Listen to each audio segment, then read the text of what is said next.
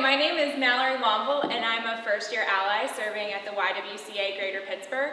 But more importantly, I'm a nerd. I am a huge nerd, and I love it. I am a dyed-in-the-wool, 2x2 hands of glue nerd who will spend hours debating plot points like who shot first, Han or Greedo? Obviously Han, and especially because the script came out that definitely told us that Han did it. But, you know, let's not get too far ahead of ourselves. So, my favorite genres are sci-fi and fantasy. So now you're probably wondering, why sci-fi and fantasy? It's an excellent question. So sci-fi and fantasy, something about them just makes me fire on all cylinders. And more importantly, sci-fi and fantasy can teach us things about ourselves that other genres can't. When you suspend reality enough and start talking about the differences between cyborgs and other alien races, you realize that those themes are actually applicable to talking about things in our world. The differences between alien races and the things that happen there, like when Star Trek had the first interracial kiss on television, those kinds of things break barriers in our own lives. So, without further ado, let me tell you the 5 things that sci-fi and fantasy can teach us about leadership. Number 1, leaders can come from anywhere. Think of all the leaders in sci-fi and fantasy. Most of them come from the most unexpected backgrounds.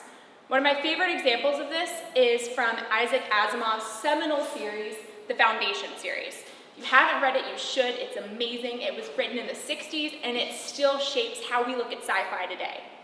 In the Foundation series, Harry Seldon is the most amazing character. So, to put 6 or 7 books into 10 seconds, the Galactic Empire is collapsing, and there's going to be 20 to 30,000 years of darkness and barbarism in the human empire. So Seldon comes up with this plan that he proposes that will condense that 20 to 30,000 years of suffering into 1,000 years. What makes this plan even more amazing is the fact that Harry Seldon is not a president. He's not a military genius. He's not any other kind of conventional leader. He's a mathematics professor from a university with a fairly humble background. So Seldon not only puts this plan into place, but it actually continues in perpetuity hundreds of years after his death. And the Galactic Empire and the Human Empire come back even stronger than they were before. Number 2, leaders are only as good as their team.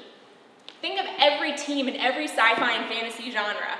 There's always a team. There's the main character, but there's the team around them. In Buffy the Vampire Slayer, Buffy, the titular character, true, she's the Slayer, she's the chosen one, but she is nothing without her so-called Scooby Gang. Giles, on the left, he's her watcher. He is the keeper of all things information about the supernatural world, and he's her father figure. Willow, on the right, starts out as a somewhat meek and mild computer hacker genius who actually turns out to, side note, have one of the best storylines in the entire series. And she becomes a super powerful witch who is one of the most powerful people in this series. And then Xander, in between Buffy and Willow, he is the only person in the Scooby Gang that is normal. He doesn't have a superpower, he's not a genius. He's not only the comic relief, but he often becomes the voice of humanity and the foil to everyone else in the team. Without those 3 and all of the other people that join her team along the way, Buffy is nothing. And Xander revives her at the end of season 1, so it wouldn't have even gotten past there. Number 3, leaders have to do what's unpopular. So Dumbledore, one of my favorite wizards, he has to do what's unpopular all the time. He's constantly fighting against the Ministry of Magic, telling them, no, seriously, Voldemort's still out there, and he's coming back. And he even, spoiler alert, sacrifices himself so that the story can continue and go the way that it should. Number 4, everyone can be a leader. Everyone has the potential to be a leader in their own right. In every superhero franchise, there's that freak accident, the nuclear waste, Secret Life of Alex Mack, there's the truck that she runs into. But it's not the process by which they go through this transformation that makes someone into a superhero or a supervillain. It's who they were at the beginning.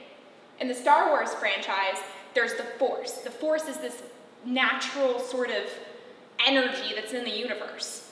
Everyone can tap into the Force, and everyone can hear the Force. It's how well you're attuned to it that can give you the power to be a Jedi or a Sith. Now I know, you saw The Phantom Menace, there's that whole thing about midi-chlorians. Midi-chlorians are in everyone too, and it's sort of this weird deviation that George Lucas went on, but it still works, I promise. Number 5, leadership requires action. Think of all of these franchises. What would have happened if Harry stayed at Privet Drive and didn't go to Hogwarts?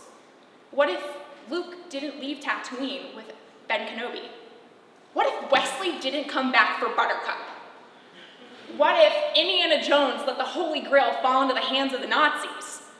What if the Fellowship of the Ring in the Lord of the Rings series just decided that they were going to do everything by committee and they had to be 100% sure that Sauron's amassing an army of orcs to take over Middle-earth? They probably wouldn't have even left Rivendell. In your leadership training, the most important thing that you can learn, aside from learning how to pilot a spaceship or grapple with your newfound superpowers, is how to take action. Leaders can go through life. They can have their army of superheroes. They can have the vision. They can have the will to go against the grain and try and fail. So they'll pick themselves up, they'll dust off their shoulders, and they'll try again, and they'll still fail. So what's the problem here? The problem is that they merely tried. Do or do not. There is no try. So for those of you who aren't up on your Star Wars quotes, this is what Yoda says to Luke in the swamps of Dagobah. Do or do not. There is no try. The difference between doing and trying is your level of motivation. You have to be fully invested in what it is that you as a leader are doing, or you can't expect anyone else to follow what it is that you want them to do. Now, don't get me wrong, doing can still lead to failure, but I can guarantee that the person who has the higher level of motivation, our doer, is going to find a way to make their situation work or have the best possible outcomes. The trier will just go, I tried. So, don't just try to save the world, do it. And if you're Buffy, you'll do it about 4 or 5 times in the series and another 2 or 3 times in the comic books. Don't just try to enact change in your community, do it. We can all be leaders in our own right, in our communities, in our offices, in our star sectors, and in our species. Do or do not, there is no try. Thank you.